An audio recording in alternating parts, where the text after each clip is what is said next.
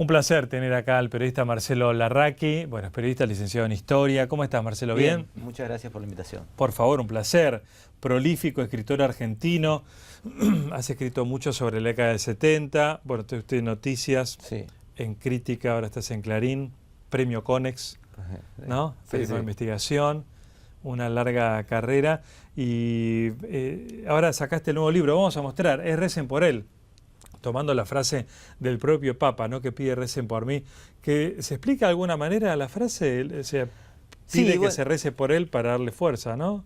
Claro, sí, para darle fuerza y de alguna manera el libro también remarca ese sentido, ¿no? Para decir, bueno, tiene muchos obstáculos internos, tiene muchos desafíos, no es fácil el lugar donde está, no es fácil construir poder desde ese gobierno. Y me parece que su invocación de alguna manera tiene sentido, ¿no? Claro. Marcelo, así hincapié no tanto en su historia personal, sino enfocándote más en la supuesta lucha interna que puede haber en el Vaticano, que se resista a cambios. Sí, en la es porque es un Vaticano que, fíjate la contradicción, durante 10 años enfrentó a Bergoglio de alguna manera, ¿no? La Santa Sede, cuando él era cardenal, claro. era mucho más ortodoxa, es decir, había sectores ortodoxos que no lo querían en la arquidiócesis de Buenos Aires, ¿no? Porque lo veían progresista, lo veían dialoguista, lo veían muy preocupado por los pobres, y menos en la ortodoxia, en la doctrina. Entonces tenían una visión de él que era bastante negativa, y de hecho hay muchos informes. ¿En el Vaticano? Claro, esa imagen de él. Claro, de Bergoglio había muchos informes que se hacían desde la propia nunciatura, es decir, desde la embajada del Vaticano en Buenos Aires, negativos con Bergoglio. Eso llegó a él allá, obviamente él conoce toda esta historia, porque además el Vaticano elegía obispos que no tenían que ver con la línea de él, ¿no? Mucho más conservadores. Entonces era como una tensión constante que se dio durante 10 años. Y ahora se da la paradoja de que él, llegando desde afuera, accede a todo ese universo de lo que es el Vaticano, claro, como un extranjero, ¿no? Claro, Sí, claro. Propiamente, literalmente, ¿no? Claro. ¿Lograste desentrañar un poco las cuestiones de la votación? Digamos, ¿qué grupos de cardenales lo apoyaban y quiénes no? Sí, acá hubo una fuerte palanca política, para decirlo de alguna manera, por parte de los cardenales norteamericanos. Ajá. Porque acá hubo una puja que era terminar con la curia romana, con el partido romano que estaba enquistado adentro del Vaticano, con esta idea de la cristiandad europea dominada por los italianos, ¿no? Que de alguna manera había crecido con Juan Pablo II y se había consolidado con Ratzinger. Sí.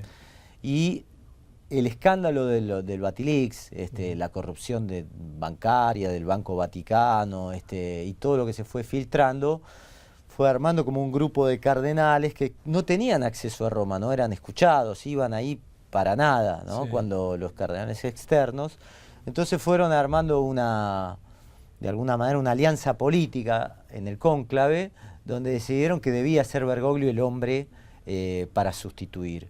¿Impulsado por cardenales estadounidenses? Sí, y también obviamente latinoamericanos, ¿no? Porque ahí ya tienes un bloque importante.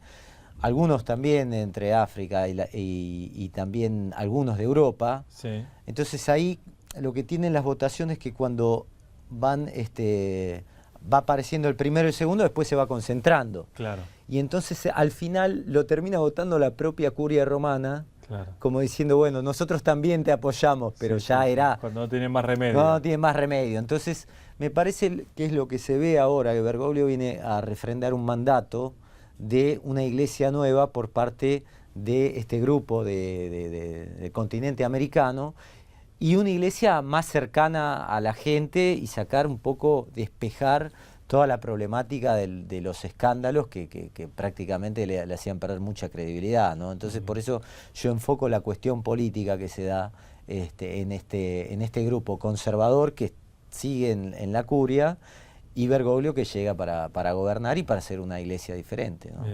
Bien. Indagaste la cuestión su pasado con los jesuitas, siendo él jesuita, porque Sí. en un momento se puso en tela de juicio su participación, si protegió o no protegió Sí. a sacerdotes jesuitas. Sí, eso está bastante detallado en el libro, porque el libro en realidad tiene esta dimensión del Vaticano y la parte biográfica de él, ¿no? Y vos fíjate que en ese momento los dos curas jesuitas estaban ligados a las comunidades de base, es decir, a la integración en las villas, con vecinos. Y Bergoglio era más un sacerdote de claustro, ¿no? Claro, claro. En lo que era la curia jesuita del Colegio Máximo. Sí.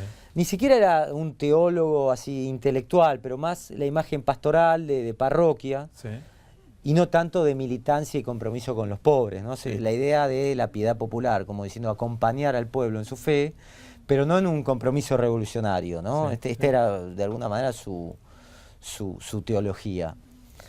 Y este grupo sí era más radicalizado. Entonces, en el medio de esa confrontación interna que se da entre este grupo que no quiere salir de las villas y Bergoglio que le dice que salga de las villas, es decir, eliminar esta comunidad, se da una disputa de 2 años muy fuerte, en la que en el medio de esta disputa este grupo es secuestrado por la Marina, ¿no? Después Bergoglio hace gestiones por ellos y los liberan. Pero queda un poco la situación, hay cierta ambigüedad en Bergoglio en cómo tratar este tema, ¿no? Porque de alguna manera se insubordinaban a su autoridad en la orden religiosa, pero no hace otra cosa que representar el conflicto teológico dentro de los años 70. Por eso me resultó bastante familiar contarlo, ¿no? Es decir, cómo los años 70... Claro, con todo el enfoque que vos venís que venía trabajando en los tanto, 70, claro. cómo los años 70 atravesaron todas las cuestiones de la sociedad, incluso en una orden cerrada, chica, ¿no? De no más de 200 sacerdotes, cómo había muchas tensiones que son muy interesantes porque para reconstruir, ¿no? Porque había grupos conservadores, grupos más de izquierda, incluso algunos ligados también a la teología de la liberación, ligados a la militancia peronista, y Bergoglio en el medio como un moderado, un dialoguista, que en esa época ser un dialoguista era ser como un conservador, ¿viste? Claro, En ese tiempo de radicalización. Pero es muy interesante también cómo él fue sobreviviendo y superando a todo hasta llegar al Vaticano. Parece que es la gran sorpresa y también la gran paradoja de una historia de vida, ¿no? Que es lo que Ahora, cuenta el libro. ¿encontraste alguna documentación sobre ese episodio con los Sí, hay jesuitas? una documentación nueva que yo presento, que es el informe que hace uno de los secuestrados, Llorio, y que después de... Bueno, que habló después. No, el que habló es Jalik. Jalik es el que habló desde Alemania, que dio un comunicado. Alemania, exacto. Pero Llorio muere en el 2000 y hace un informe a la orden en 1977 de 30 páginas. Sí, sí. Este informe nunca había sido publicado. Son 30 páginas donde él cuenta toda la relación con Bergoglio, que es la visión de él y que Bergoglio no queda bien parado. Pero me parece como muy, de alguna manera, muy verosímil todo lo que dice. Llorio sufre mucho cierta ambigüedad de Bergoglio en el tratamiento de qué tienen que hacer. Porque Bergoglio dice, bueno, ustedes me piden que ustedes se vayan de acá. Siempre es me piden, tengo presiones. Después, en otras instancias le dicen, quédense tranquilos que se van a poder quedar varios años. Entonces tiene un manejo de la autoridad como bastante, oculta bastante la real situación, ¿no? Esta es la perspectiva de Llorio. Y finalmente viene el secuestro, donde yo creo que Bergoglio no tiene ninguna responsabilidad, no es que él los señala pero sí que los hace dimitir, entonces pocas semanas después, como a la orden jesuita, y estos curas no encuentran lugar donde una diócesis donde ir, porque cuando te vas de una orden religiosa, para seguir siendo cura, el clero diocesano te tiene que adoptar, se llama incardinarse, ¿no? Es decir, darte un lugar, una parroquia para que sigas administrando los sacramentos, etcétera. Y no encontraban y mucha tensión con esto hasta que se produce el secuestro. Entonces Bergoglio queda un poco chamuscado en esa situación. Pero después, mirá, yo cuento en el libro que después le da la plata a Llorio para que vaya a estudiar a Roma. Y es ahí cuando Llorio hace el informe a la curia romana de los jesuitas, justamente, que queda ahí en Roma. Y bueno, es un drama que es teológico y político que vivieron, ¿no? El libro llega hasta la etapa en que entronado, ¿no? Como se No, dice. no, más, tiene toda su reforma de gobierno. Ah, la Yo reforma. estuve en Roma en septiembre y ahí cuento toda la arquitectura de su gobierno y cómo él va desactivando pieza a pieza aquellos cardenales que están en contra suyo, los va erosionando pieza a pieza de la curia romana. Me parece que Bergoglio se muestra acá como un hombre de gobierno con mucha, a la ofensiva directamente, ¿no? Si estaba a la defensiva antes con los jesuitas tercermundistas, ahora él siente que tiene como poco tiempo como para consolidar esto, ¿no? Para todo este tipo de reformas, ¿no? O sea que hay un Bergoglio que vemos hacia afuera, Y con otro altísima totalmente popularidad, diferente. Sí. carismático, amado. Bueno, ha sido elegido Hombre del Año por la revista Time, por varias publicaciones. Y hacia adentro un Bergoglio que está hilando fino, haciendo política en el Vaticano. Sí, sí, claro. Esto es lo que trabaja el libro, porque la idea de él es una estrategia de presentarse ante el mundo, volver a convocar a los fieles a la iglesia con la flexibilidad que está mostrando de palabra en cuestiones de doctrina, para tener mucha popularidad, pero para tener un poder político para Consenso. después trasladar, claro, el consenso, para después trasladar adentro, porque yo lo menciono en el libro, digo, sin llenar la Plaza San Pedro todos los miércoles, la reforma interna es imposible porque son grupos muy poderosos los que están adentro del Vaticano, movimientos laicos incluso, donde están... Ultrarreligiosos. Claro, también conservadores, pero más que nada también las reformas económicas que él propugna dentro del Vaticano. Ahí hay todo un lavado de dinero que se estaba realizando que de a poco lo empieza a desactivar, y eso él lo está haciendo de una manera muy inteligente, que es convocando a aquellos cardenales que lo votaron en el cónclave, meterlos dentro del Vaticano a reformar, para que no sea solo él la figura que reforma, sino que este es un movimiento, un cambio de control de mando, ¿no? de estos cardenales extranjeros que toman el mando de la iglesia, ¿no? Es una lucha de poder que se da, que es obviamente es diferente al Papa que vemos en la televisión, ¿no? Me parece que hay mecanismos, por ejemplo, para darte un resumen, el cambio de obispos que Bergoglio está haciendo en la designación de obispos, en la designación de la comisión de obispos, que eligen a los obispos y que después él aprueba o no. Eso es clave. Y él está quitando obispos conservadores y colocando otros más progresistas para que después se elijan en distintos lugares del mundo, en una diócesis de Córdoba, elijan un obispo que se adapte más a esta nueva idea de iglesia, ¿no? Y todos son trabajos muy finos, ¿viste? Claro, o sea que el Papa tiene en términos políticos el poder absoluto casi como un monarca para designar, o tiene que consultar estas designaciones. No, él lo sufrió todo esto. Las designaciones vienen desde el país, llega una consulta, se hace decir, dimite un obispo en una diócesis.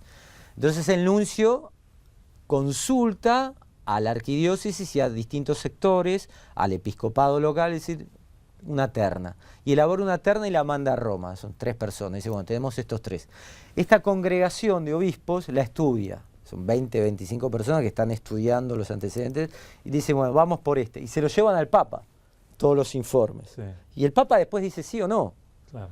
Entonces, y ese mecanismo dura bastante tiempo, pero según el Papa, digo, por ahí el Papa tiene el dedo de oro acá, claro, el dedo de Dios. Por eso, entonces, pero no es que él dice, bueno, acá vamos a poner a este. No, hay un mecanismo que se debe respetar. Lo que le hacían a Bergoglio como cardenal era que cuando él sugería a alguien y se mandaba una terna a Roma, estos sectores conservadores, incluso algunos cardenales argentinos, le filtraban otros por afuera de la terna. Entonces nunca era escuchado la conferencia episcopal local. Entonces por eso se decía que Roma vivía para Roma y elegía para ser obispos tenías que tener buena relación con Roma. Ahora lo que está haciendo Bergoglio es darle más peso a las conferencias episcopales locales, ¿no? Entonces eso es gobierno, eso es gobernar, ¿entendés? Pero eso crea muchas fricciones internas, ¿no? ¿A dónde crees que apunta este gobierno del Papa? Sí, me parece que él apunta a reformar la curia y consolidarla. Creo que esto se va a realizar. Pero en términos de doctrina, hablamos de del celibato, de terminar con el celibato, la mujer, con un rol más importante de la mujer dentro de la iglesia también, en términos de... Yo creo que él no va a llegar a plasmar ese tipo de reforma, sino la va a poner en agenda. Él va a poner el tema, y ese es un tema del cual es difícil regresar ya una vez que está instalado. Bien. Porque después los fieles de alguna manera, o los que son divorciados, los que tuvieron aborto, esto de los heridos sociales, Sí. va a ser muy difícil volver a una iglesia conservadora. Bien. Después de esto. Entonces me parece que él, yo creo que él se considera un papa de transición. Bien. Y que esa transición está preparando el terreno para otro papa. Incluso yo creo que él después de 3, 4 años, cuando haga todo este trabajo, también puede llegar a apartarse, porque también el papa balbuceante en la ventana de San Pedro, tampoco va más, tampoco funciona eso, porque un papa que no gobierna no es un papado. Entonces me parece que él va a plantear los temas y después quizá en un próximo papa esto se pueda llegar a modificar, ¿no? Bien.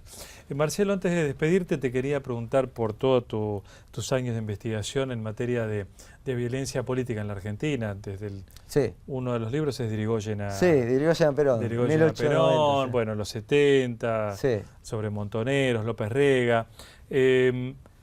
Son todos libros que hacen mucha referencia o relatan la historia de la violencia política. Sí. Ahora, violencia política podríamos decir que afortunadamente no se ve en los términos de esas épocas. Sí, por supuesto. Pero sí violencia social, ¿no? Sí. Estamos presenciando últimamente esta cuestión de la violencia en las calles, entre grupos sociales. Sí. ¿Vos qué estás viendo por ese lado? Que la violencia política, digamos, se dio afortunadamente, pero ¿la violencia permanece o no? Sí, hay una sensación de como que Argentina resbala en ciertas situaciones, ¿no? Es son como los momentos políticos son bastante resbaladizos y diciembre parece ser el mes donde todo se desintegra. Sí. Tenemos el antecedente del 2001 de la Rúa. A mí me da la sensación que es una falta de consolidación institucional más firme y más rígida, ¿no? Como que hay mecanismos del Estado que empiezan a fallar. Por esto de la situación de la policía, es decir, negociar, decir, bueno, nosotros queremos esta plata, nos acuartelamos, hay saqueos. La infiltración que se dio en el narcotráfico también habla de una debilidad institucional que me parece muy importante, porque acá se cedió en el tema del narcotráfico y se infiltraron instituciones del Estado, ¿no? como las fuerzas de seguridad. Entonces me parece que hubo mucha preocupación en este gobierno de decir, bueno, levantar el consumo, tratar de contener a través del dinero distintas situaciones de pobreza, pero no hay mecanismos de contención institucional a este tipo de situaciones, ¿no? Entonces da una cierta estado de debilidad, ¿no? Que un corte de luz llega, de alguna manera logra conmover o irritar a toda la ciudadanía, ¿no? Entonces da la sensación de una debilidad permanente que se transforma también en una debilidad política, ¿no? Bien. Muchas gracias, Marcelo. No, gracias por la invitación. Un placer.